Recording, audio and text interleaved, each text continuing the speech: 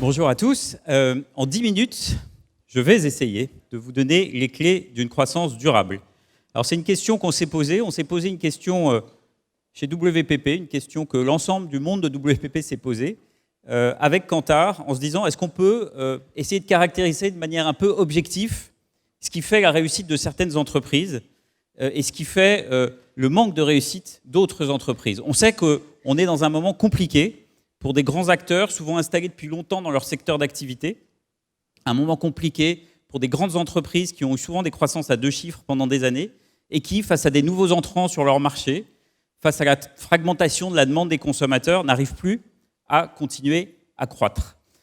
Face à ça, on s'est posé des questions parce que très souvent, dans les COMEX, chez nos clients, il y a beaucoup de convictions, beaucoup d'échanges, mais il y a parfois un manque de faits, de données objectives. Et donc on a mené une étude mondiale.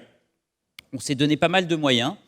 On a interrogé de manière en interview 500 CEO de grandes entreprises ou d'entreprises à très forte réussite en termes de croissance. On a mené 1500 quanti. On a analysé un corpus de documents universitaires, d'articles, de parutions qui traitent des enjeux de croissance avec un moteur d'intelligence artificielle pour identifier les thèmes de la croissance. Et enfin, on a travaillé avec LinkedIn pour analyser la façon dont les entreprises étaient connectées et partageaient et s'ouvraient au monde pour comparer leur efficacité face aussi à ces enjeux-là de connexion. Tout ça a donné une manière assez objective et je pense qu'en 10 minutes, je vais de ce fait pouvoir vous donner quelques clés, une manière assez objective d'appréhender la croissance en interrogeant une question, une seule question, comment se comportent les overperformers et les underperformers sur des thèmes d'action stratégique dans leur entreprise. Je vais vous donner quelques exemples concrets, mais ce que déjà l'étude a révélé, c'est qu'on pouvait identifier 7 grands axes de croissance dans la stratégie des entreprises, tous secteurs d'activité confondus, qui vont de la façon d'appréhender son marché, abundant market, je vais y revenir, à la culture, au modèle, la capacité d'adresser de manière simultanée plusieurs business models, la capacité d'avoir des collaborateurs qui ont une vision plus large, plus créative de leur métier, de combiner les savoir-faire au sein de l'entreprise, et puis d'avoir une vision de la croissance plus humanisée, une vision qui ne soit pas uniquement tournée vers le profit, vers l'efficacité financière, mais une vision au service de la société et des collaborateurs. Et quand on regarde ces 7 critères, on se rend compte de manière absolument objective, absolument claire que les overperformers adressent ces 7 critères d'une manière beaucoup plus appuyée que les underperformers. Donc pour nous, l'enjeu, ce qu'il faut comprendre aujourd'hui, c'est que ce n'est pas que de la conviction, ce n'est pas que de la bonne intention de se dire qu'il faut une croissance durable, une croissance tournée vers un propos d'entreprise qui s'oriente vers une responsabilité différente. Ça produit des effets quant à la réussite de ces entreprises. Alors pour illustrer ça, j'ai pris quelques thèmes. Le premier, Abundant Market, qui intéresse le marché de l'entreprise, qui vise à comprendre quelle est finalement la façon dont l'entreprise perçoit son marché et adresse et comprend quelle est sa part de marché. Et il y a un mythe qui est faux, qui est que croître, c'est gagner des parts de marché. Si vous prenez un retailer classique, si vous prenez une marque CPG, donc grande consommation classique, elle va regarder sa part de marché à l'aune de ce qu'elle voit dans Nielsen. Et dans ce qu'elle voit dans Nielsen, de temps en temps, elle va gagner 0,1 point par rapport à ses concurrents directs.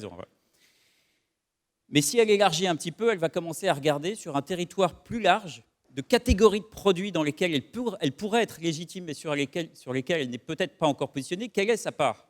Et à ce moment-là, elle baissera quand elle va regarder sur Amazon un univers plus large. Et puis ensuite, si elle regarde Kickstarter, elle va voir qu'il y a des entreprises qui sont sur ton territoire, mais qui innovent d'une manière totalement différente. Et bien de manière très simple, les overperformers, ils comprennent les évolutions de leur marché d'une manière bien supérieure aux autres. Donc quand on interroge les overperformers sur leur propre entreprise et qu'on leur demande « Est-ce que votre entreprise comprend et évalue les évolutions du marché de manière pertinente ?» À 85%, ils disent oui. Quand vous interrogez une entreprise qui a plus de difficultés dans la croissance, vous interrogez le COMEX, ils disent non. On ne comprend pas notre marché, on ne comprend pas comment il évolue et on a une appréciation de notre marché qui est plus le bon. Donc élargir son marché, c'est essentiel. Et, et dans cette dynamique, quand on élargit son marché, si on est Mars, par exemple, aux États-Unis, Mars, spécialiste, entre autres, du pet food, donc des aliments pour animaux domestiques. Énorme marché. Mars, pendant des années, a regardé uniquement sa part de marché face à ses concurrents pet food. Et un jour, Mars a réalisé que finalement, le vrai marché, c'était le pet care. C'est là que les gens dépensaient de l'argent, c'est là que le vétérinaire, les soins, les médicaments. Et donc, Mars a ouvert des cliniques partout aux États-Unis. Donc, il est sorti de sa vision classique de sa part de marché pour aller adresser un marché bien plus large, qui est celui de son territoire de légitimité et pas du territoire de ses produits à un instant donné. Mais pour ça, il faut avoir une vision long terme. 63% des overperformers ont une vision long terme de la croissance. Donc le court terme, celui qu'on entend tous les jours, celui que dans vos entreprises ou parmi vos clients, vous avez en permanence en face de vous, les ventes du mois prochain, etc., c'est évidemment quelque chose d'important, mais sans vision long terme, il n'y a pas de succès. Et ce succès-là, quand on interroge un lower performer, il dit ben non, à 29% seulement mon entreprise a une vision long terme. Dernier point sur cette partie-là, la part de marché. Je veux gagner des parts de marché, je ne pense qu'à mes parts de marché et je veux progresser sur mes parts de marché. Une vision unique, très centrée parts de marché. Un CMO d'entreprise qui sous-performe, c'est son KPI principal à 55%. Une entreprise qui surperforme, le CMO adressera une vision qui n'est pas une vision part de marché, qui est une vision potentielle de marché, et donc se concentrera moins sur sa part de marché. Donc ça, c'est un fait, c'est une vision objective des choses. Donc dans les COMEX de vos entreprises, dans les COMEX des entreprises pour lesquelles nous, on travaille en tant que WPP, on travaille sur ces questions-là pour aller chercher plus loin que le réflexe immédiat d'une croissance qui, en fait, ne construit pas le futur. Autre exemple, les modèles multiples. Le fait de se dire, finalement, j'ai une direction financière qui m'a donné un cadre pour développer mes business models, qui sont les business models de mon entreprise.